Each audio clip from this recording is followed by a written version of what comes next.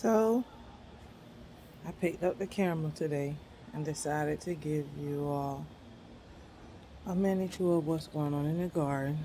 Zone 10A. Since the freeze. Okay.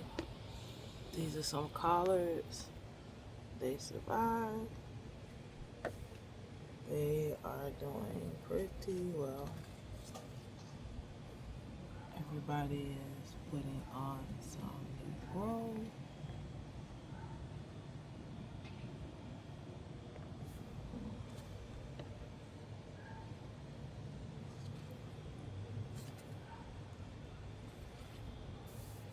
They are still doing good. These are the curl leaf kale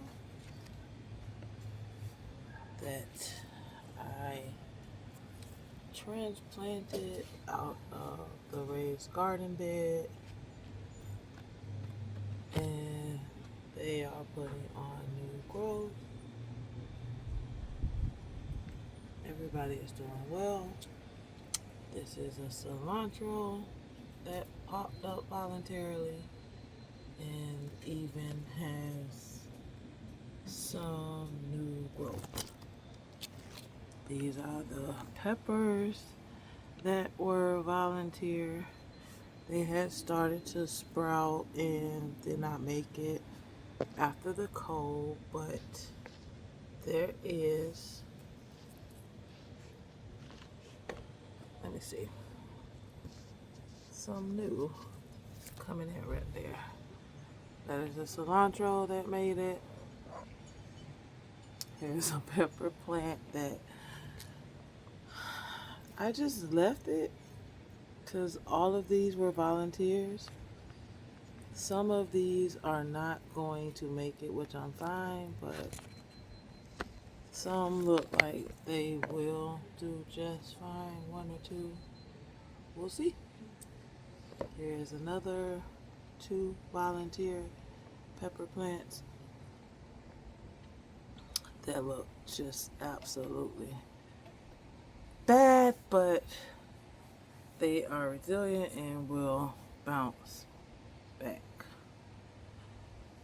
Also, new growth on each plant, and it is starting to bloom.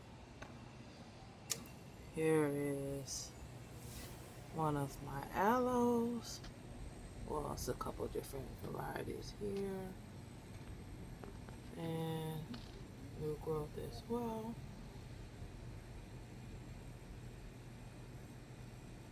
And it did just fine. During the cold, I did slightly cover these.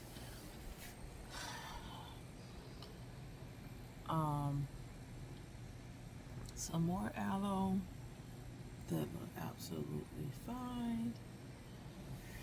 I did cover those during the cold. This, however, I am nursing back since the cold. So it was lots of damage. I did prune it back early on. Left a bit to see what would survive. This part here, I'm going to eventually have to take off, but tons of new growth in the plant since. So, and of course, lots of blooms. Aren't those just beautiful?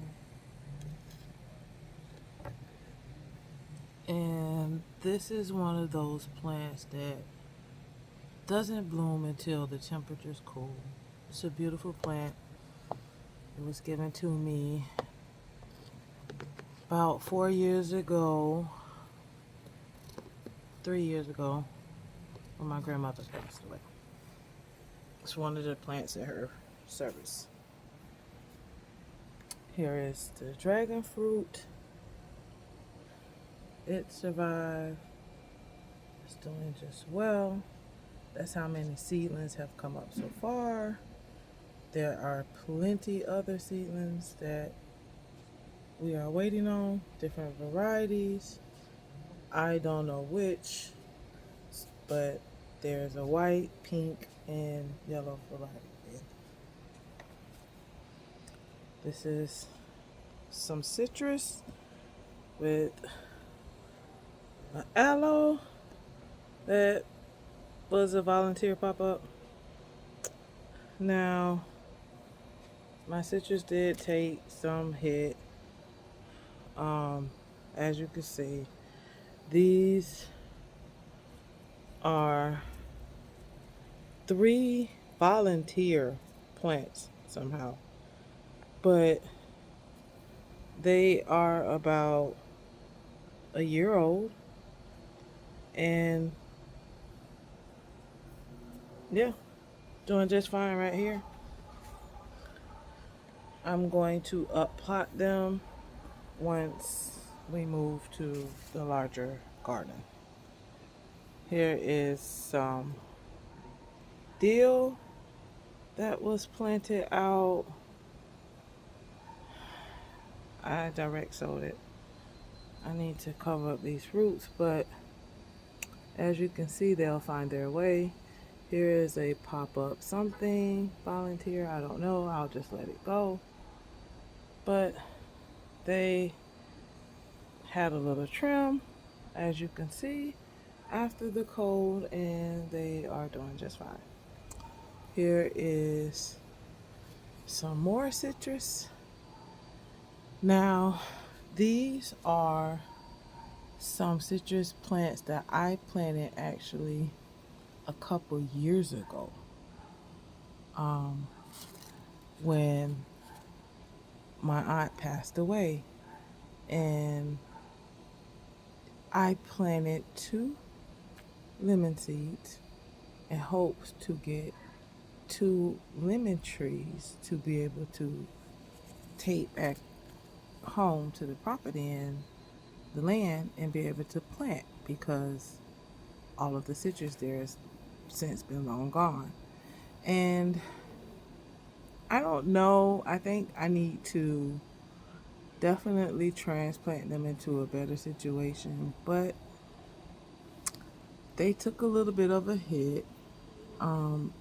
This is a difference. I was practicing pruning with this particular tree. It's more of an experiment because I did prune this one versus this one to see the growth and the difference in the productivity of the plant once it matured to flower and produce. What I can tell you is that if you can get in here and see that when I started the pruning, there's a whole nother branch there that is going to go up and give us more. And it's very strong. As I said, this plant is actually a few years old. Yeah, it took quite of a hit, but they do have new growth coming on both plants since the freeze. I did give them a little fertilizer. Um, Both branches have new leaves, new growth coming. So hopeful until we can get them transplanted to the new property. And I also just recently planted some asters that I received for Valentine's Day from my daughter. So I did direct sow these on top of the soil, and we'll just see how they go from there. Also, these were some vining type deal that I found along the trailway, but they didn't handle the freeze so well here. Also, here is some more of the vines that are left, but some of them are slowly dying off. Some are surviving. If they survive, I'll keep them. If not, well, I'll just get rid of them. Also, here is another one of my beautiful succulent type plants that I received um, at the service of my grandmother. And this is the first year that it has ever taken a hit like this. It is a fairly mature plant, and I did have to prune it back very hard after the freeze. Um, but she's still recovering. We do have some new growth that is coming in, and I do plan on pruning her again once we have more steady temperatures. Even though right now we are seeing temperatures in the 80s, we're still having cooler nights. So I'm going to wait until we have very, very high temperatures before I give her a very, very, very good pruning. But like, this will be parts that'll have to be taken off, but here the main stem is still very good. I've been doing scratch tests and it is still very alive there. So I'm very optimistic about how much growth we can get back in the spring. I have new growth coming in. I did do a very, very hard pruning, and I did also give a very good feed to help her once I saw that the temperatures were going to be great. Now, did I heavily feed her? Yes, I did. I gave her very good water soluble because she is one of the type of plants that I can just leave her alone, forget about her. She can get rain every now and again and she'll do just fine. But since she took such a brutal winter freeze, I decided to go ahead and heavily freeze her. So if you can see, the soil is still kind of moist here, but that is because we are having temperatures in the 80s, and I do want her to have as much moisture as she needs. She's in a pot that has a draining system, so I'm not worried about her sitting in soaky soil or anything.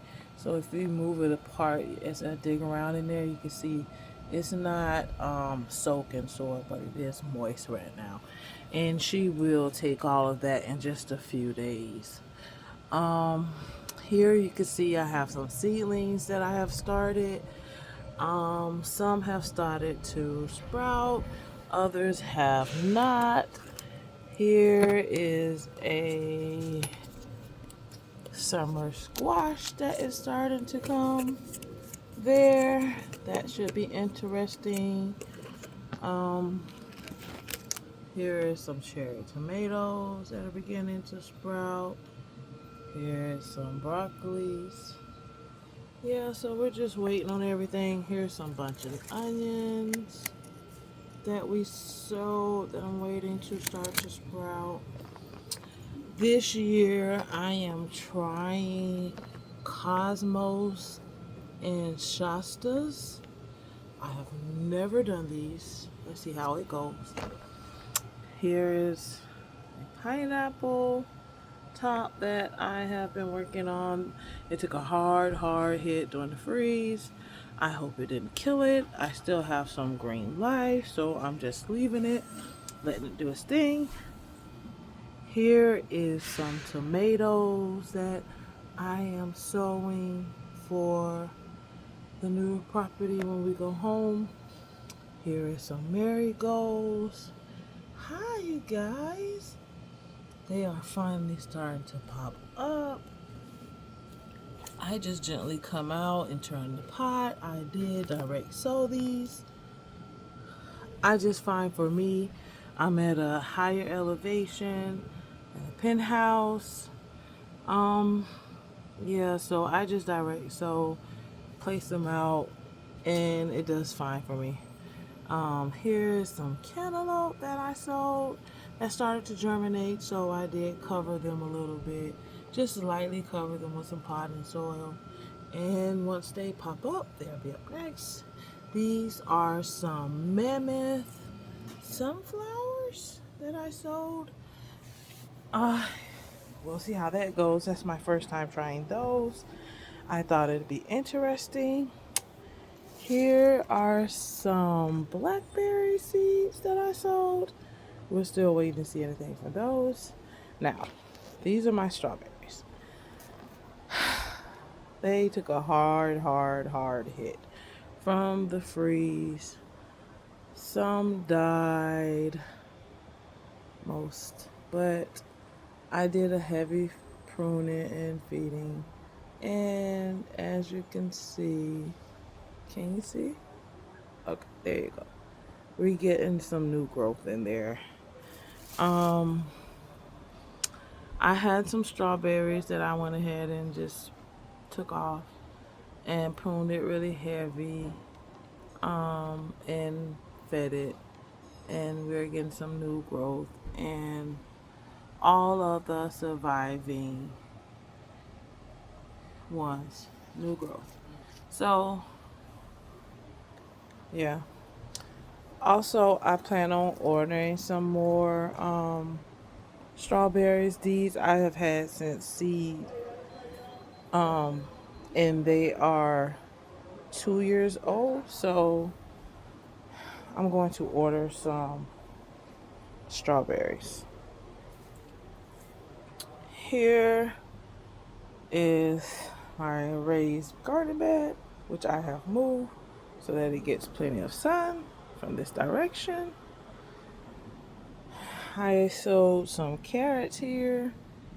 I don't see anything coming through, but I used just some regular lids as humidity domes, and it has worked for me just fine. And yeah, that's what I do.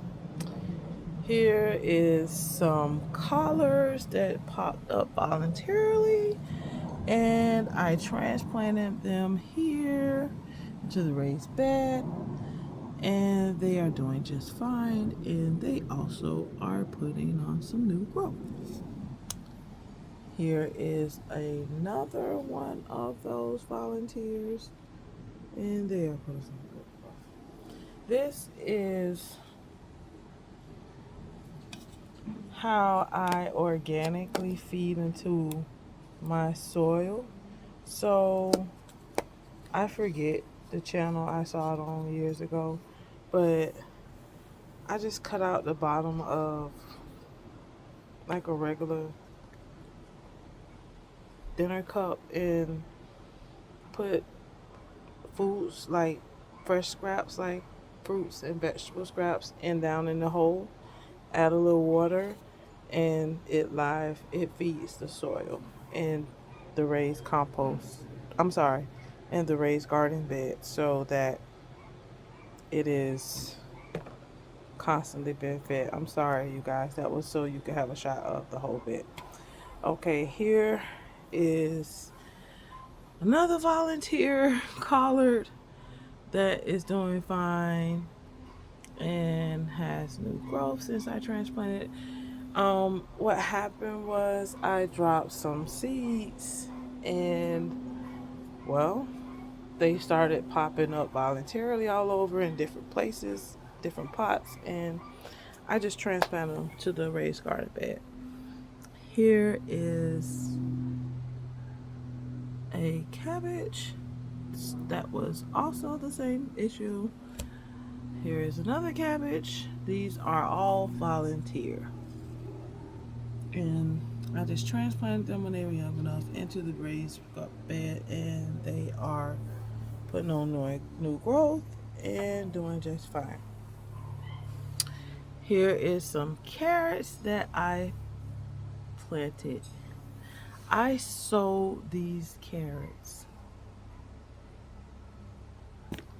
Look, that was the sow date. It took them about a month to germinate. So, not from the sow date, which is September the 21st of 2025, I would say um, August, I mean, not from August 22nd, 2025, I would say September is when they started to really grow. However, it was so slow and brutal. But I did have this bed on this side of the porch during that time because that time of the year, this side of the porch usually get the most sun. But what happened is because I was trying to sow these in the cooler temperature, cooler weather, the sun was now coming from this side of the balcony. So I ended up having to move the bed over, but I didn't do that until like December when I realized that, oh my God, they should be way bigger than what they are. And I realized that by watching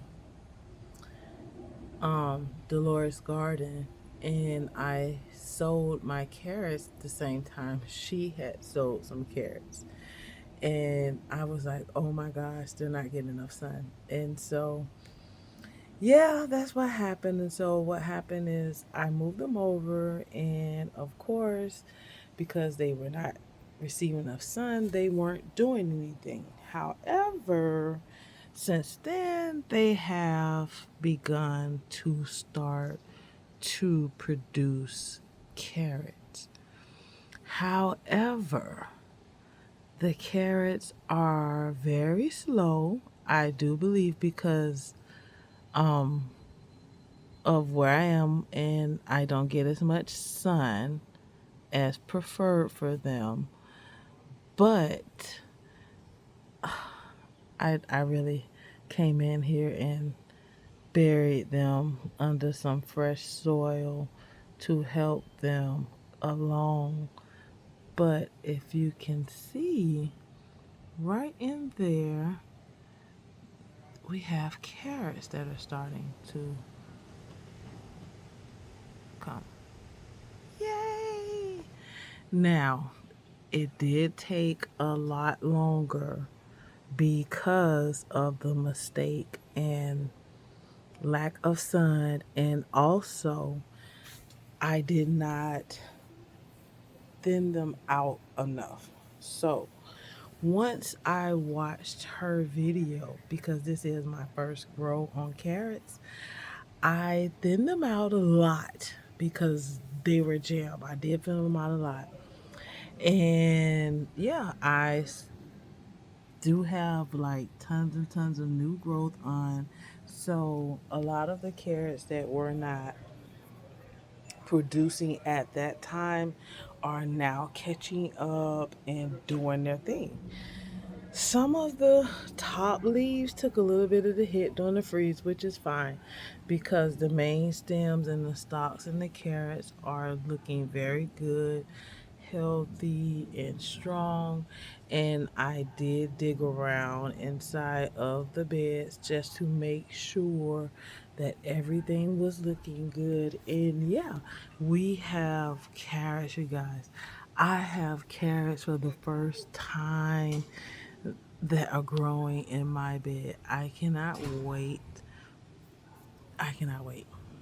Here is a kale plant that I planted 2 years ago.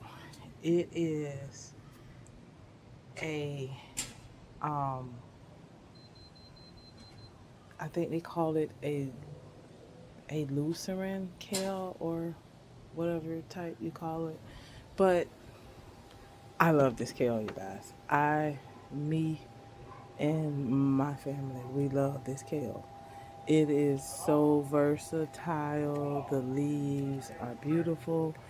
And what happened was because it was the only one that did so well out of all the ones that I had got to germinate and plant, I decided to keep it to see if I could get seeds to germinate from it.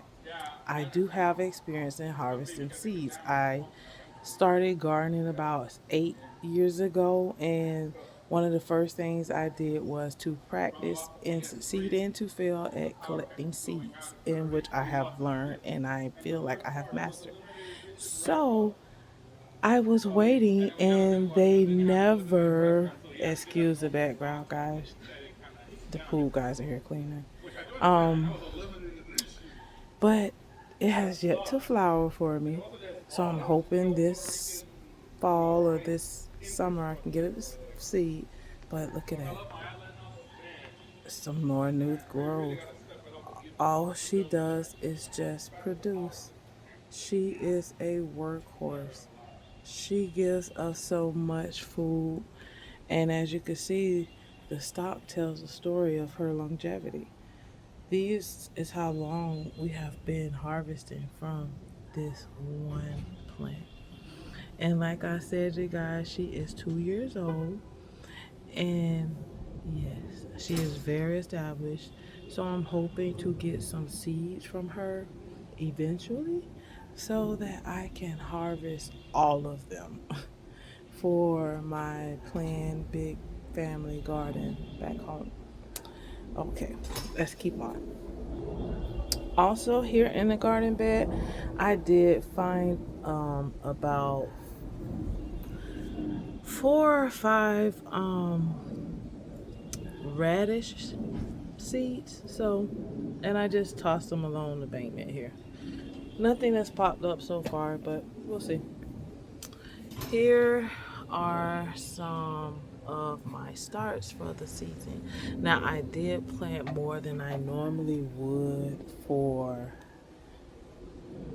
my own self because I have plans, you guys, for the family garden. So, all of this, I know it looks a mess, but it is all has a plan. Everything, it all has a plan.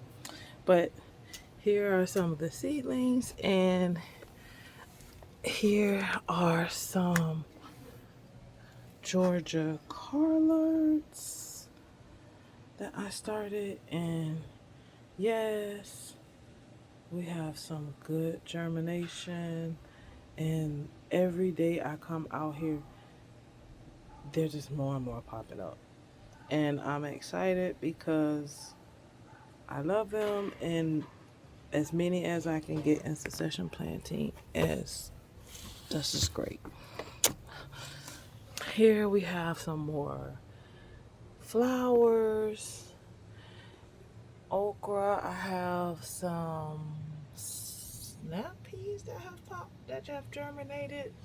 I don't know how well the snap peas are gonna do because where I am now, they would do fine because I could control the temperature and all of that so that they would be fine. But we're going to the main garden, and I don't know how that's going to work in that area because it will be further south.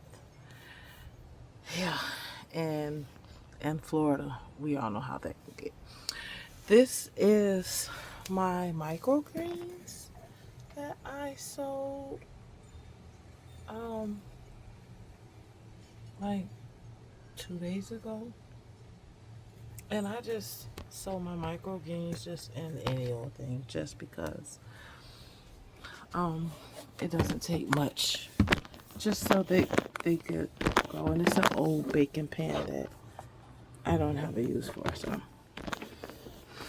anyway, here are some starts that I have started. These so happen to be cucumbers, and I saw this idea with Miss Nardia K, and I wanted to try it to see if it would save me money and time and just longevity, because all of these plants are going to be stationary for a while until the area gets built for their homes. So I wanted to get a good start on them, and I wanted them to be in a place that would be fine until I was able to really separate each plant and they would have enough soil and thrive. And this was a good idea. I did some kale, I did some melons, I did some lettuces, all kinds of things.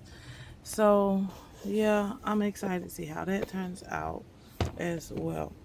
Now here is a tray, because what I found out this season was that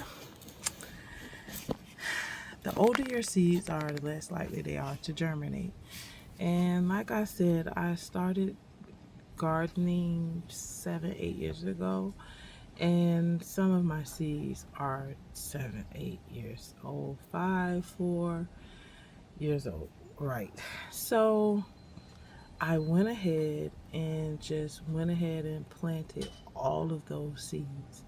Some of them were labeled, some were not labeled, some had fallen in the bottom of bags and storage. So what I did was I just planted them all.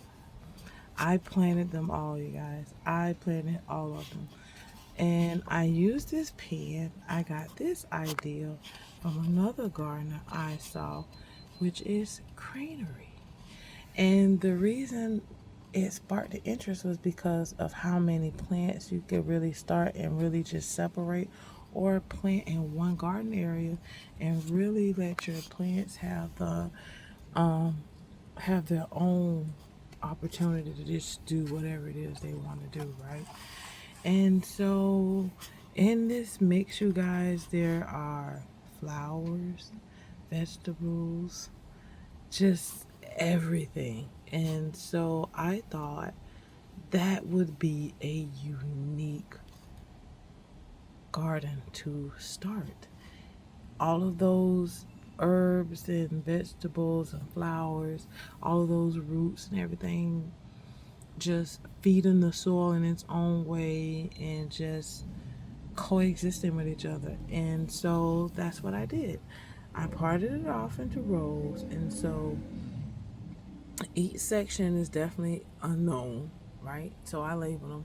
I did, however, put the wrong year on there, but it's 2026. I don't know what I was thinking, but it's 2026. But I have germination from a lot of them. And like I said, a lot of these seeds are 7, 8, 6 years old, 5 years old. And so I thought, oh my gosh, if I don't plant these, they're never going to probably germinate and do their job. And so I wanted them to do their job and give them the opportunity. So I planted all of them just randomly in this one pan, and I'm going to let them start to germinate. As they germinate, as you can see, I'm going to separate. Well, I'm not going to separate them immediately. I'm going to just let them grow as they are and do their thing. Probably top them off as they pop up later on, but just kind of, let them do their own thing, create their own environment, and hopefully once we make it to the main garden and their homes are finished and established, they themselves can just go in and just create this whole entire amazing ecosystem. And I think this will be my sacrifice garden. You know, we're going to a large farm type area, and the bugs and everything are in abundance. And I just feel like if I have a sacrifice garden, then all of the things that I really want can thrive and have a chance. This here is my compost tea bin. Um, yeah, that's the whole thing. This is a blue grow light that I have. And yeah, that is pretty much everything that is going on in my garden at this time, you guys. All of this is just stuff getting ready for the trip. Things we're gonna need. I hope that you guys subscribe to the channel and follow me in this journey. Um, I I I have something beautiful planned, and I hope that everyone have a great day, and you would come and be a part of our new journey. Thank you.